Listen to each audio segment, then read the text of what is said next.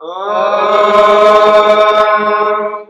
भूर्भुवः स्वः तत्सवितुर्वरेण्यं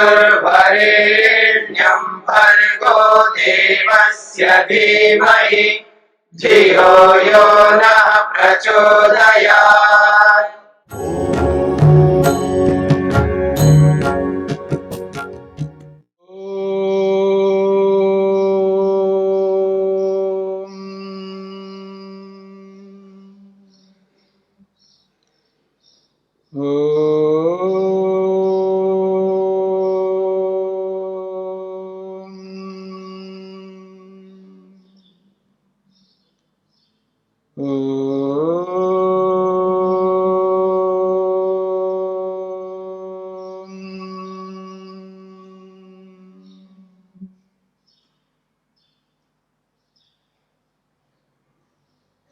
सांख्य दर्शन का 63वां दिन।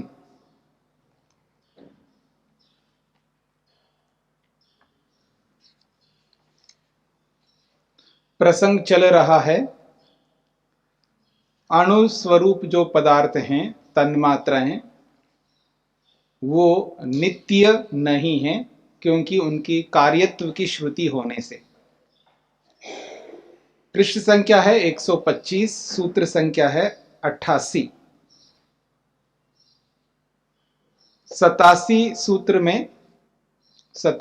सूत्र में ये स्पष्ट किया है, न अणुनित्यता तत्कार्यत्व श्रुते। अणुरूपी जो तन्मात्राएं हैं उनकी नित्यत्व नहीं है, उनकी नित्यता नहीं है। क्यों? कार्य के रूप में श्रुति में कहा गया है, इसलिए जो उत्पन्न होते हैं वो नित्य नहीं होते। अतएव इसीलिए 88वें सूत्र में कहा जा रहा है, न तन्निर्भागत्वम कार्यत्वात्, न तन्निर्भागत्वम। निर्भाग और भाग, एक तो भाग का मतलब है अवयव और निर्भाग का मतलब है भाग का ना होना, और न निर्भाग यानी वो नित्य नहीं है। न निर्भागत्वम, वो निर्भागत्वम न, अर्थात वो नित्य नहीं है। क्यों? कार्यत्वात्, कार्य होने से। तेषाम अणूनां तन्मात्राणां कार्यत्वात् निर्भागत्वं भागराहित्यं मूलत्वं जगतो मूल कारणत्वं नास्ति। स्पष्ट कर दिया है, तेषाम अणूनां तन्मात्राणां, उन अणु स्वरूप जो तन्मात्राएं हैं उनके कार्य होने से उनका निर्भागत्व नहीं है, अर्थात भागराहित्व उसमें नहीं है। उसी को स्पष्ट खोल दिया है कि मूलत्वम जगतः मूल कारणत्वम नास्ति, जगत के मूल कारण के रूप में तन्मात्राएं नहीं। तस्मात् प्रकृतिवत् तेषां बोधस्य मुक्तो न मुख्यत्वं विज्ञेयम्, इसीलिए प्रकृति के समान जैसे मुक्ति को प्राप्त करने के लिए प्रकृति को, सत्वर स्तंभ को जानना अनिवार्य है, वैसा अनिवार्य तन्मात्राओं को जानना नहीं है। सूत्रार्थ लिखिएगा। तन्मात्राएं नित्य नहीं है, तन्मात्राएं नित्य नहीं है कार्य रूप होने से।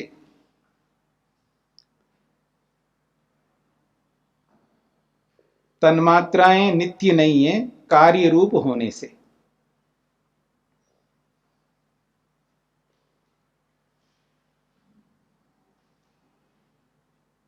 भूमिका के रूप में कहा जा रहा है, भवतु सांख्य मते प्रकृति पुरुष साक्षात्कारो मोक्ष हेतु। हम स्वीकार कर लेते हैं सांख्य के मत में प्रकृति को जानना और पुरुष को जानना आवश्यक है, अनिवार्य है। परंतु हमारी एक बात सुन लीजिए आप, प्रकृति पुरुषो न रूपवंतो। प्रश्न हमारे ये है कि प्रकृति और पुरुष तो रूप वाले नहीं है, जिसमें रूप ही नहीं है, पुनः तयो कथम प्रत्यक्षत्वम इति अत्र उच्यते, फिर उनका प्रत्यक्ष कैसे हो। यानी प्रश्नकर्ता मन में ये बात रख करके प्रश्न कर रहा है, वो ये समझता है कि जिसमें रूप हो उसी का प्रत्यक्ष होता है।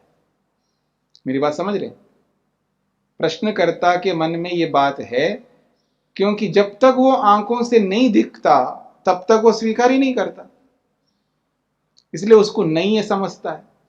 तो इसी बात को मन में ध्यान में रखता हुआ वो प्रश्न कर रहा है। प्रश्नकर्ता वो कह रहा है, ठीक है, आप जो कहना चाहते हो कि मुक्ति को पाने के लिए प्रकृति पुरुष को जानना अनिवार्य है, हम मान लेते हैं आपकी बात को, पर हमारा यह प्रश्न है कि प्रकृति और पुरुष में तो रूप है ही नहीं है। जब रूप ही नहीं है तो फिर उनका प्रत्यक्ष कैसे हो। इति अत्र उच्यते, इस बात को लेकर के समाधान किया जा रहा है। तो कह रहे हैं न रूप निबंधनात् प्रत्यक्षत्व नियमः, कहते हैं रूप निबंधनात् न, आप किसी के प्रत्यक्ष को रूप के साथ बांध दो, जी इसमें रूप नहीं है इसलिए इसका प्रत्यक्ष नहीं होता, ऐसा कोई नियम बांध नहीं सकते आप। इसलिए कह रहे हैं न रूप निबंधनात्, रूप के निबंधन से, रूप को प्रत्यक्ष के लिए बांध करके आप चलो कि भाई इसमें रूप नहीं है इसलिए इसका प्रत्यक्ष नहीं होता है, ऐसा कोई नियम नहीं है। प्रत्यक्षत्व में ऐसा कोई नियम नहीं है कि जिसमें रूप हो उसी का प्रत्यक्ष होता है। प्रत्यक्ष की परिभाषा में, प्रत्यक्ष के लक्षण में ऐसा कोई नियम नहीं है। बात समझ में आ रही है? भाष्य को देखिएगा, रूप निमित्तात् प्रत्यक्षत्वस्य नियमो नास्ति, रूप के निमित्त से, रूप के कारण से, रूप के कारण से, रूप के कारण से यदि आप प्रत्यक्ष होता है ऐसा कोई नियम बांधते हो, ऐसा कोई नियम नहीं है। यद रूपवद एव वस्तु प्रत्यक्षम भवति, रूप वाली वस्तु ही प्रत्यक्ष होता हो ऐसा नहीं है। रूप रहितम न इति, और रूप नहीं है तो उसका प्रत्यक्ष नहीं होता हो, ऐसा प्रतिबंध नास्ति सांख्य प्रत्यक्षे, सांख्य के प्रत्यक्ष में ऐसा कोई प्रतिबंध नहीं है, ऐसा कोई रुकावट नहीं है कि भाई इसमें रूप है इसलिए इसका प्रत्यक्ष होता है और इसमें रूप नहीं है इसलिए प्रत्यक्ष नहीं होता है, ऐसा कोई प्रतिबंध नहीं लगाया गया प्रत्यक्ष के नियम में। भवतु रूपवद अभी प्रत्यक्षम, हमें कोई आपत्ति नहीं है रूप वाली वस्तु भी प्रत्यक्ष हो जाए, हमें क्या आपत्ति है, किंतु रूप रहितमपि प्रत्यक्षम भवति, पर हमारे इस सांख्य मत में उसका भी प्रत्यक्ष होता जिसमें रूप नहीं होता है। तस्य सांख्य प्रत्यक्ष लक्षण अंतर्गतत्वात्, और सांख्य के प्रत्यक्ष लक्षण में वो अंतर्निहित है। जो प्रत्यक्ष का लक्षण किया है सांख्य में, उस लक्षण में ये बात सिद्ध है, चाहे वो रूप वाली हो चाहे रूप रहित वस्तु हो, कोई भी हो, उन सब में मतलब जिसमें भी रूप हो उसका भी प्रत्यक्ष हो जाएगा और जिसमें रूप नहीं है उसका भी प्रत्यक्ष होगा। यानी वो जो नियम बनाया है प्रत्यक्ष लक्षण में, उसमें सब अंतर्निहित है। उस लक्षण में रूप वाली वस्तुएं भी उसी लक्षण में आ जाते हैं और जिसमें रूप नहीं है उसका भी उसी प्रत्यक्ष लक्षण में आता है। पहले अध्याय में आपने प्रत्यक्ष का लक्षण पढ़ा है सांख्य का। तो कहते हैं सांख्य प्रत्यक्षे न ही इंद्रियार्थ संबंध जनितम ज्ञानमेव प्रत्यक्षम। सांख्य प्रत्यक्षे, सांख्य के प्रत्यक्ष में इंद्रियार्थ संबंध जनितम, इंद्रिय और अर्थ के साथ में जब संबंध होता है और उस संबंध से जो उत्पन्न होता है ज्ञान, उसी को प्रत्यक्ष कहते हो, ऐसा कोई नियम नहीं। कोई कहे इंद्रियार्थ सन्निकर्षोत्पन्नम ज्ञानम प्रत्यक्षम, अगर ऐसा कोई कहे, इंद्रिय और अर्थ का, जो हमारी इंद्रियां हैं, इन इंद्रियों का और अर्थ के साथ जब संबंध होता है तब जो उस संबंध से उत्पन्न होता है, यानी आंख का वस्तु के साथ जब संबंध हो जाए, उस संबंध से जनित यानी उस संबंध से उत्पन्न होने वाला जो ज्ञान है उसी को प्रत्यक्ष कहते हैं। ऐसा कोई नियम नहीं है। फिर क्या है नियम? यत् संबंध सिद्धम तद आकारोल्लेखी विज्ञानम तत् प्रत्यक्षम। ये प्रत्यक्ष लक्षण की परिभाषा है। प्रत्यक्ष जो होता है उस प्रत्यक्ष का ये परिभाषा वाला सूत्र है। यानी किसको हम प्रत्यक्ष कहते हैं? तो कहते हैं ये संबंध सिद्धम, जिस वस्तु के साथ पुरुष का संबंध होता है। ये संबंध सिद्धम का मतलब है जिस वस्तु के साथ आत्मा का, पुरुष का संबंध होता है और उस संबंध से जो ज्ञान होता है उसी ज्ञान को बताने वाला प्रत्यक्ष होता है। तदाकारोल्लेखी, उसी आकार को, आकार का मतलब है उसी स्वरूप को, यानी आत्मा का जिस वस्तु के साथ संबंध होता है उस संबंध से जो ज्ञान होता है उसी ज्ञान को बताने वाला है। तद आकारोल्लेखी मतलब उसी स्वरूप को स्पष्ट करता है जो आत्मा और वस्तु के साथ संबंध से उत्पन्न होता है। तद विज्ञानम, उसी विज्ञान को प्रत्यक्ष कहते हैं। अब आत्मा का चाहे वो रूप वाली वस्तु के साथ संबंध हो या बिना रूप वाली वस्तु के साथ संबंध हो, क्योंकि आत्मा का वस्तु के साथ संबंध होना अनिवार्य है। ये नहीं बताया वहां पर कि रूप वाली वस्तु के साथ संबंध होने पर जो ज्ञान होता है वही प्रत्यक्ष है। यह संबंध सिद्धम कथम, यह संबंध सिद्धम का मतलब है जो भी संबंध हो जाए जिस किसी भी वस्तु के साथ में, वो ये निर्धारण नहीं किया कि इसी वस्तु के साथ संबंध हो तो उसको प्रत्यक्ष कहते हैं।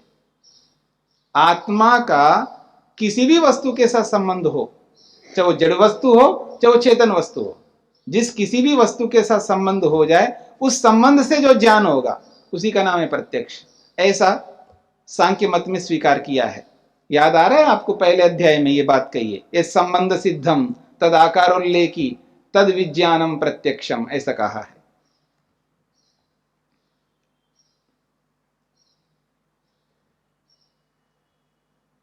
तो कहते हैं अत्र केवलम इंद्रिय संबंध सिद्धमेव न, इस सांख्य सिद्धांत में केवल इंद्रियों के संबंध से ही जो प्रत्यक्ष होता है उसी को प्रत्यक्ष कहते हो, ऐसा नहीं है। किंतु यह संबंध सिद्धम उक्तम, यह संबंध सिद्धम ऐसा शब्द का प्रयोग किया है। यह संबंध सिद्धम वाला जिस किसी भी वस्तु के साथ संबंध हो, तच्च इंद्रिय मनसा स्व आत्मना च।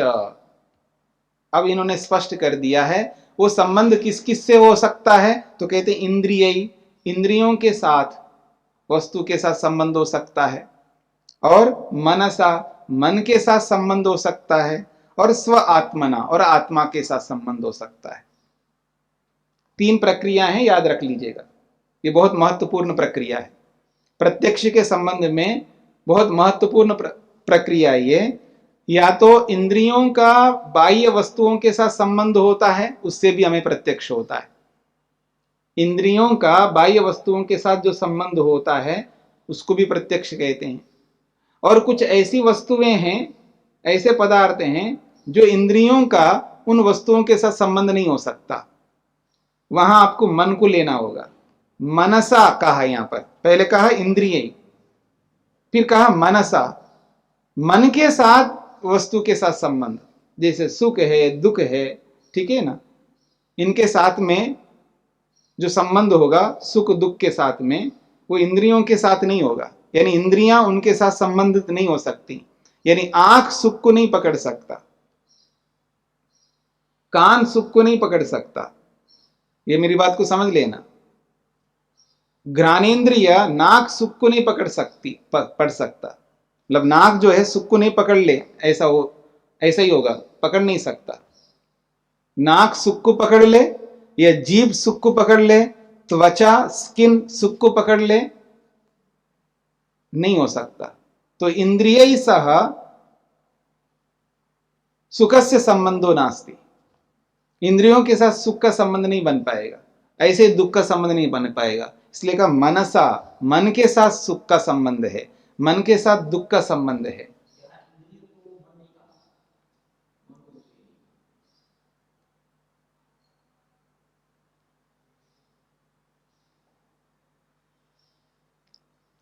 जी। 61वें सूत्र में उभयम इंद्रियम कह करके मन को ही इंद्रिय कहा, जबकि यहां पर मन को इंद्रिय से अलग भेद कर दिया। जब दोनों को अलग करते हैं तो अलग करना पड़ता है, जब दोनों को एक मानते हैं तो एक मानना पड़ता है। जब व्यक्ति कोई इंद्रियों से इंद्रियां ही लेता है और मन को ग्रहण नहीं करता है, तब आपको अलग से बताना पड़ेगा मन से अलग होता है। यहां यौगिक रूप में नहीं लिया जा रहा, यहां रूढ़ी अर्थ में लिया जा रहा है। जहां यौगिक रूप में लेंगे वहां दोनों ग्रहण हो जाएंगे। ठीक है? हाँ जी। स्वामी जी, ये गर्मी अवसर में ज्यादा गर्मी है हमारे शरीर में, उस समय ठंडा ठंडा अच्छा अच्छा हवा आते है, अच्छा सुगंध मिलता है। ये त्वचा से नहीं है सुगंध? नहीं, त्वचा से आपको शीतलता का अनुभव होता है, शीतलता सुख नहीं है। मेरी बात को समझना, शीतलता जो त्वचा जो है केवल शीतलता का अनुभव करा सकती है और गर्मी का अनुभव करा सकती है, सुख का अनुभव नहीं करा सकता है। उस शीतलता से सुख मिलता है आपको, उस गर्मी से आपको दुख मिलता है। दोनों अलग चीज है। आप ये कहना चाहते हैं वो ठंडा जो है वो ठंडा सुख है क्या? शीतलता सुख है क्या? गर्मी में ऐसा लगता है। नहीं, प्रश्न का उत्तर दो। क्या गर्मी सुख है या गर्मी दुख है या गर्मी से दुख मिलता है? गर्मी से दुख है, गर्मी से दुख मिलता है। गर्मी अलग, सुख अलग, दुख अलग हो गए ना? हाँ जी। अलग अलग हो गए ना या दोनों एक है? गर्मी से दुख मिलता है जी, तो गर्मी अलग और दुख अलग है। हाँ जी जी, अलग है ना जी। तो ऐसे ही शीतलता से सुख मिलता है, तो शीतलता अलग है और सुख अलग है, दोनों अलग अलग हो गए ना? हाँ, अलग अलग है। तो बस मैं यही कहना चाह रहा हूं। और सर्दी में गर्मी अच्छा लगता है, सुख लगता है, वो एक अलग बात है, पर वहां गर्मी से सुख मिलेगा। फिर ये इसका अनुभूति सुख दुख लेने वाला कौन है? वो तो आत्मा है, अनुभव करने वाला आत्मा है। फिर वो सुख दुख आत्मा से कोई संबंध नहीं, ऐसे कुछ बात है आत्मा में कोई संबंध, सुख या दुख कुछ भी आत्मा में स्पर्श नहीं करते, ऐसे कुछ बात है पिछले। दोनों को अलग समझ लीजिएगा। सुख या दुख आत्मा में प्रवेश नहीं करता, ये बात अभी भी मैं कह रहा हूं। सुख आत्मा में प्रवेश नहीं कर सकता, दुख आत्मा में प्रवेश नहीं कर सकता, ये अलग बात है। और सुख का अनुभव करना, दुख का अनुभव करना अलग बात है। अच्छा, हाँ, ठीक है ना? अनुभव करना एक अलग बात है और प्रवेश करना अलग बात है। आपको मैं अनुभव कर रहा हूं नहीं कर रहा हूं जी। मेरे को आप अनुभव कर रहे हो नहीं कर रहे हो जी। तो क्या मैं आपके अंदर प्रवेश हो रहा हूं? नहीं। प्रवेश हुए बिना मेरे को अनुभव कर सकते हो ना? जी, ठीक है ना? ठीक इसी प्रकार से सुख का अनुभव या दुख का अनुभव आत्मा करता है, लेकिन आत्मा में वो सुख दुख प्रवेश नहीं करते, बाहर ही रहते। जैसे आप बाहर रहते हो फिर भी मैं आपको बाहर रहते हुए अनुभव कर सकता हूं, ऐसे सुख दुख बाहर ही रहेंगे, बाहर रहते हुए उसका अनुभव करेंगे। बाहर का मतलब सामने रहेंगे, आत्मा के सामने। मन के अंदर आता है ना सुख दुख, जी जी। तो मन में आए हुए सुख और दुख को दूर से देख करके, सामने से देख करके वो अनुभव करता है, अच्छा है अच्छा है अच्छा है, ये ठीक नहीं है ठीक नहीं। जिसको अच्छा है मानता है वो सुख है, जिसको ठीक है ऐसा मानता है तो वो सुख है, और जिसको ठीक नहीं है ऐसा मानता है वो दुख है। जी समझी। इसके बीच में ये मन का मुख्य काम क्या है? मन तो जड़ है, इनका मुख्य वृत्ति क्या है? मन की सुख को लाना काम है, दुख को लाना काम है, अनुभव कराना काम है। मन अनुभव करते, अनुभूति करते नहीं, मेरे कुछ समझ नहीं रहे आप, मैं जो कह रहा, सुख को लाने का काम मन का है जी, उस सुख का अनुभव कराने का काम मन का है। अनुभव कराने का, अनुभव करता है नहीं बोल रहा हूं, कराने का माध्यम, करवाने का जी, माध्यम बनता है जी। अनुभव करने का काम केवल आत्मा करता है, जड़ पदार्थ तो कोई अनुभव नहीं करते, पर उस अनुभव के माध्यम बनते हैं। जैसे पदार्थ माध्यम बनता है, ठीक है ना, बाहर का पदार्थ, ऐसे इंद्रिय भी माध्यम बनता है, ऐसे मन भी माध्यम बनता है। सुख का अनुभव करने के पीछे बाहर स्थित रूप वाली वस्तु भी माध्यम है, और उस रूप वाली वस्तु के रूप को लाने का माध्यम इंद्रिय है तो वो भी माध्यम है, जी। और उस रूप को लाने के बाद जो मन में आता है वो मन भी माध्यम है। तो आत्मा के अनुभूति तक जो कारण बन रहे हैं ना, मन, इंद्रिय और पदार्थ, ये सब माध्यम है। ये तीनों ही अनुभव कराने के माध्यम है, जी पर अनुभव करने वाला आत्मा है। स्पष्ट हो गया? जी जी जी चलें। तो यहां कहना चाह रहे हैं इंद्रियों के माध्यम से होता है, और मनसा और मन के माध्यम से भी होता है, और आत्मा के माध्यम से भी होता है। आत्मा और परमात्मा का जब मेल होता है, समाधि लगती है, तो वहां सीधा आत्मा परमात्मा के साथ जुड़ता है। और जहां और पदार्थ होते हैं जैसे सत्व, रज, तम, इनका हमको दर्शन करना है, तब वह मन के माध्यम से करते हैं। ठीक है, स्पष्ट हो गया?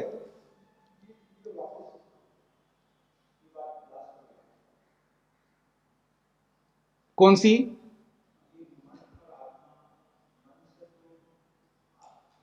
जब मैं आपको देखता हूं तो मन के माध्यम से देखता हूं, ठीक है, और किसी भी पदार्थ को देखता हूं तो मन के माध्यम से देखता हूं। ऐसे ही सूक्ष्म पदार्थों को भी मन के माध्यम से देखूंगा। जैसे स्थूल पदार्थों को मन के माध्यम से देखता हूं, ऐसे ही सूक्ष्म पदार्थों को भी मन के माध्यम से देखूंगा। लेकिन परमात्मा को ही देखना है तो वहां आत्मा ही स्वयं परमात्मा को देखेगा, वहां मन का माध्यम आवश्यक नहीं है। पकड़ में आ रहा है?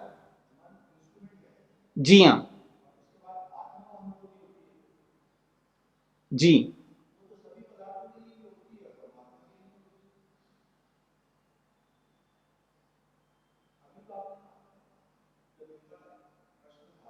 तो आप माइक लेकर के नहीं बोलते?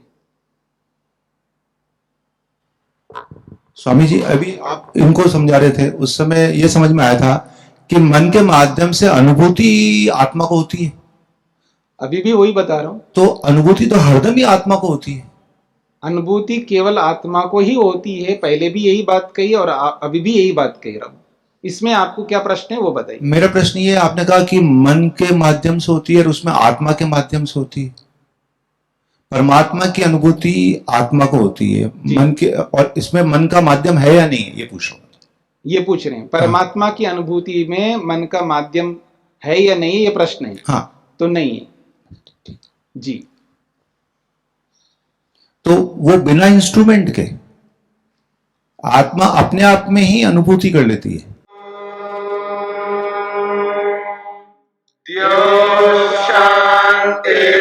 शांतिरंतरिक्षम शांति पृथ्वी शांतिरापः शांतिरोषधयः